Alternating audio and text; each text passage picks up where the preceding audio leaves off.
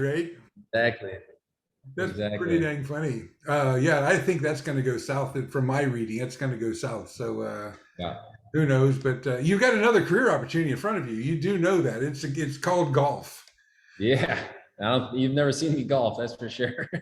But maybe it'd be a YouTube clip. Then that's even more money, right? Yeah, exactly. I'd be on a Hey, blooper. what I'm trying to do here, and I don't want to bug you for much of your day, only the next 7, 8 hours, but just kidding you there. But I'm sending off a few athletes um, off to college, and a couple of them are basketballers. And I grabbed, if you remember Aaron Kraft. Yeah. Yeah, okay, so I grabbed Aaron a bit. Grabbed another athlete from the Netherlands. I'm sending a girl. A girl's coming over here. I know fast pitch softball as well as you know soccer. So I grabbed Jenny Finch, if you know that girl. Yeah. To send an athlete off and so forth. But this one here happens to be, it's my grandson. His name is Kai. He didn't know that he was going to Christian private school for years. Didn't know until grade 11 that he could actually participate in that sport in high school. So he went and enrolled at Delaware Hayes, which he lives near to, and became an all-stater a couple of years. Didn't have a clue about what his life and future was going to be, whether he's going to come into our businesses or whatever. But all of a sudden, he gets a scholarship. So he got an actual offer from Akron, which is pretty good. But he went to Mount Vernon Nazarene and said, "Papa, this is where I want to be. These are the guys I want to be friends with. These are guys that I know that I can count on." Yeah. So he's not a Christian that he'll wear it on his sleeve, but he does have actions. And one of the things I wanted to grab Jim for, and you in this case too, is that I know you're a believer. Maybe you're not a missionary. I'm not a missionary either so much, but I'm just a business owner. But what I'd like to do is just have you say, "Hey, Kai, your name, what you do, a little bit of your background, and how you got to your level." By the way, you didn't get to your level because you believed in Jesus. That is only part of the deal. You got to your level because you worked and you spent extra time and you did these things. But then at the 11th hour, there's another piece of that pie that makes you a world champion, even though you've not won world championships, perhaps. But and that's because of where you're going to be tomorrow if something would happen, I guess. And I want to send, as I did with Aaron, I want to send this one, which is my grandson, send him off to college and let him know that, hey, think about this. You got to work hard to be great, and Yeah. you've also got to work on, be sure your life is set on what your beliefs are. And he told me the other day his girlfriend's actually going to Mount Vernon Nazarene too, which I don't think is a great idea. But he said, "Papa, maybe this will turn her to Jesus," because she's not against it, but she's not really, engaged at all. Yeah. And when he said that, I'm like, whoa, this is something super good. Where are you living at now? Are you living in Columbus now? Yeah, I'm in Powell, so not too far from Delaware. Oh yeah. So you ever get up here? Yeah. I went to a couple Ohio Wesleyan games last year. I actually kind of enjoy the downtown area. There's some good Yeah. restaurants right in the downtown there. Yeah, we got 38 boutique restaurants here, so it's kind of cool on that note. Yesterday was Taste of Delaware, and for $40 you got to taste something from, I think there were 30 restaurants downtown involved, so it's kind of cool on that note. So you got Yeah. kids and all too, or what? 3 kids. Do you really? Yeah. Are they growing up, or 8, 6, and 3. so you're about time 8, 6, and 3? You're about ready for another one. No, impossible. So hey, if you ever need anything on the side of help, we own 73 homes here in Delaware that we have all kinds of tools and equipment. So if you ever think that, "And I'm going to finish my basement, I need some tools," just keep my number is, or I'll have Jim give you my number. So if you ever need stuff, Okay. one of my companies, we're the largest vendor to Snap-on tools. I know you don't know Snap-on tool, but we are their largest. It's Snap-on tool? Yeah, Yeah, I know that. yeah, we are toolbox makers for them. So Nice. and I bought this business when I was done playing pro baseball at 25, and now I'm 140. So it's I've owned it for a few years. So You look pretty good. You've been keeping I it. don't know who knows about that part, but anyhow, I'm just gonna have you open up here and say, "Hey, Kai, whenever you start that, then I'm gonna jump in here." But I maybe I'll introduce you first and go from there, and then you just take over and talk. And are you good on Spontaneity? Yeah, I mean, are you leading with questions or am I just kind Oh, of I'm going? just gonna have you go. I Okay. might interject something, but I think I'm just gonna let you fly. Okay. All right, good deal. Here we go on three, two, and one. Hey, just wanted to introduce a guy to you guys that are listening out there. It's going to be a pretty cool overview. This is a guy from the Columbus Crew. He's been around this game for a long, long time. Can you go ahead and take the stage and share a little bit about what you do, what you have done, how do you got to that level, perhaps, and what binds this all together? That would be an interesting little piece that I'd love to share. Yeah. So as you mentioned, I'm with the Crew now. I'm back in Ohio, back home ish, from Northeast Ohio originally, the Cleveland area. So all roads kind of led home for me. Grew up in Northeast Ohio, went to the University of Akron. After that, I had some opportunities to become a pro, and they were mostly at the second division level. So kind of the almost like a minor league at that point. Um, and the first couple of years were a real grind. It was a lot of questioning about what I was going to do with my career, what I was going to do with my life and stuff like that. Sorry, do you want me to start over and say, "Hey, Kai"? Then Yeah, we can do that. let's do that. Okay, we'll start right now. Three, two, and one. Hey, for anyone's listening here, we got a super special guy in front of us. Been around the block a few times on the pro side, which is pretty cool. He's in a game that I don't know much about, but of course he does. But want to introduce this guy. If you want to take over and going to shout out to a few guys in here, one specifically, if you want to shout out there, that would be pretty awesome. So anyhow, share a little bit about where you're at, what got you there, a little bit of your background, and what all ties this all together. Yeah. Hey, Kai, how are you? Evan Bush here from the Columbus Crew.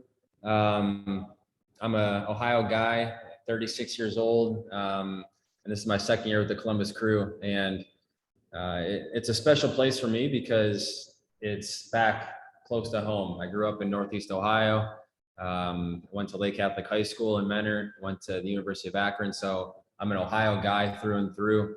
But after I was done playing in college, I had opportunities to become a pro and try to make something of myself as an athlete on top of the degree that I had earned in college through marketing management. So I took those first couple of years and played in essentially what was the minor leagues for two second division teams, one in Cleveland and then one in Baltimore. And it wasn't that professional lifestyle that you envision as a kid, where there's fame and fortune, all those things. So I was questioning a lot of what was going on in my life, and where I was going to go from there. And it was actually in that moment in Baltimore where I'd grown up in the Catholic Church, and I'd always had Christianity in my life and stuff like that, but it wasn't always like a main thing in my life. And when I was in Baltimore and kind of at a crossroads, I started going to church a lot more, and it gave me a real clear path and real vision of what I wanted to become as a person, as a husband, as I was just getting engaged at that time in my life, and then further down the road as what I wanted to do in my career and what I wanted to do as a family man. So I knew at that point that I needed to make sacrifices and take on some big challenges and really challenge myself and take myself out of my comfort zone. So at that point, I made a decision to go try out for a team in Montreal, in Quebec, which is French-speaking province in Canada. I'm from Ohio. Like I said, through and through Ohio. I don't speak French at all, especially at that time. Now a little bit, but at that point, it was very uncomfortable for me. But it was the best decision I ever made, and that decision was made based on pure faith in what was pushing me to go there, and the belief in myself to make something of it. So 10 years later, I spent 10 years in Montreal after a leap of faith, and just kept renewing my contract year after year after year. And I became almost synonymous with that city in terms of the soccer culture, and I became the face of that franchise. And it was all because of the leap of faith I took, leaving Baltimore and going against what maybe my instincts told me to do at that time, but really pressing and pushing myself into new places and trying new things. So I urge anybody, especially Kai, you listening out there, really focus in on what you want to become and what you want your future to be, but don't be afraid to take chances. Don't be afraid to get out of your comfort zone, because I think that the best things in this life come from getting out of your comfort zone, and that's where you find the most rewards for sure. And that's what happened to me. And ultimately, because of my time in Montreal, I had success on the field and off the field as well. But my time there ultimately gave me the opportunity to come back to Columbus, where I'm now playing for the head coach that I had at the University of Akron 15 years ago. So take chances, don't burn bridges. Those are my two biggest things that I learned along the way, because all those things led me back to being in a place that I really wanted to come back to, being here in Ohio again. Okay, really speak to one thing I want you to do, Evan. Kai's going in as a freshman, a pretty highly touted freshman with a team that's established. Zach, I'm not sure you know him, but a great coach. What advice would you give Kai in interacting with this new bunch of brothers he's going to have and so forth? Where would you, kind of how would you peg that? Yeah, I think you hit it on the head. I think, really taking that brotherhood and making it your own, and knowing that they want you part of that brotherhood just as much as you want to be part of that brotherhood. When I went to the University of Akron, I was also a highly touted recruit at that time, and going into a top program. I went in my first year and I was the 5th string goalkeeper my first fall semester.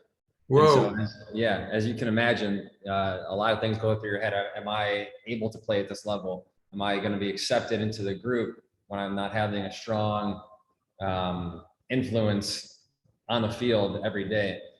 I put my head down. I did what I could as a teammate. And by the spring semester, I'd worked my way from the 5th goalkeeper up to the starting goalkeeper, and then started 4 years after that. So it's always about having a vision and goals about what you want to become, but focusing first and foremost on the present and doing what you need to do every single day, because that's when you get better every single day. So this NIL thing, if you were at Akron, you would have been making like $1.4 million your second year, right? Yeah, something like that. Yeah, easily. US dollars, or are we talking pesos? Oh yeah, it could be talking pesos during your time, right? And that was a whole different story.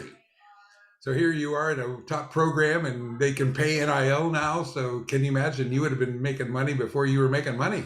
Well, I'll tell you what, there's probably still not a lot of money to be given for soccer players and college soccer, but back then you couldn't even accept a meal. You couldn't go and get a free pizza down the street, which I think was ridiculous, and I think still is ridiculous. But now you have the ability to do that. So to that point, as Kai goes to Mount Vernon, or any other players go anywhere else they're going, it's not only what you're doing on the field, it's about how you integrate yourself into the community. So make friends with, the business owners in the community, become friends with the restaurant owners, because those are the people, when you're done playing and your career is over, that you're going to want to have those conversations with, and that relationship and those networks with. So that's the great part about sports, especially when you get to college. People want to talk to athletes. They want to be involved with athletes because they know that athletes are driven in a certain manner. So take advantage of those opportunities to sit down with those types of people. Okay, we're gonna do a little bit of marketing here, Evan. You've got a business. Share with us about this business. You're located now in Central Ohio, and you're now going to work as a business owner. Share a bit about that, because we can surely push that over.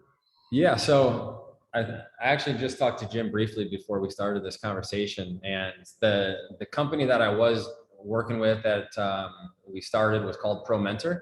ProMentor is still in existence, but the vision of what they wanted to do is completely pivoted into something different. So I stepped away from ProMentor about 2 months ago, and I took the ideas and what I wanted to do with ProMentor, which was a mentorship and guidance platform for athletes engaging with youth athletes. And myself and another guy who were involved with the tech building of ProMentor are now building a different company that we're calling Levels, which is going to be essentially the same type of idea, with professional athletes mentoring and giving guidance to youth athletes, but also now giving them a more holistic approach to building that athlete. So now we're going to be bringing on specialists such as nutritionists, sports psychologists, sports performance directors, so strength, speed, agility, stuff like that. So instead of just relying on the professional athlete to give you our experiences, which I think is still important. Now we're going to have our experiences combined with the specialists that we get to work with every single day at our facility, all the different specialists that I mentioned, but having the youth athletes have access to those people in a virtual capacity, and then building out the technology side of that after the fact. That's really interesting. You talk about the nutrition side. My daughter, Kai's mother, is actually a really clean eater, and she got Kai on a particular diet that actually the university that Kai is going to mentor that or bring that diet back into their system so that he can play the best he can play from the inside, of course, and so forth. So that would be interesting to see how that develops. But are you going to be reaching out to, how are you going to advertise this? We'll see. I mean, it's still in the infancy of building out exactly what we want the model to be. With the Pro Mentor stuff, I learned a lot about how we shouldn't do it in terms of marketing. I think we wasted a lot of time and resources on trying to go directly to consumers. Whereas now with this new levels concept, I think we're going to go more to clubs and academies. So we're going more business to business as opposed to straight to the consumer. So we're going to be able to knock off bigger pieces of the pie as opposed to trying to get individuals one by one. So we'll see from there. But the easy part is obviously marketing stuff through social media, because it's typically free unless you want to buy up ad space in some of the social media platforms. So we're still growing it. And I think the Pro Mentor thing was growing. Well, we were wasting too many resources and spending too much money in building what we thought was going in the right direction at the time. And I think that with the levels, we'll take it a little bit more slowly. So we're not, wasting resources and taking stuff to market before we know that it's something that the market wants. Yeah, good stuff. I've got some experience here. You might want to grab Jim and say, hey, grab Kurt. I'm gonna ask him a few questions. I've got a lot of interest in sport and so forth on this kind of side. So it might be some interesting conversation. I'd even invite you to Delaware. I'd love that. Bring the kids, Yeah, definitely. Hey, we're going to leave you alone. Evan, thanks so much I just guess you just got done practicing, right? Yes, sir. And you were out there and it was 140 degrees on the turf, right? Oh yeah. 150, I think. Oh my gosh. Unbelievable. But anyhow, thanks a bunch. We'll talk to you soon, I hope, and good luck on your quest there. Hope you've got a couple more years left. I'm going to cross my fingers here, right there. So, but again, thanks, Evan, for hanging out there. And I will be back in touch through Jim with you. So again, thank you again. Sounds good. Thank you. Good luck, Kai.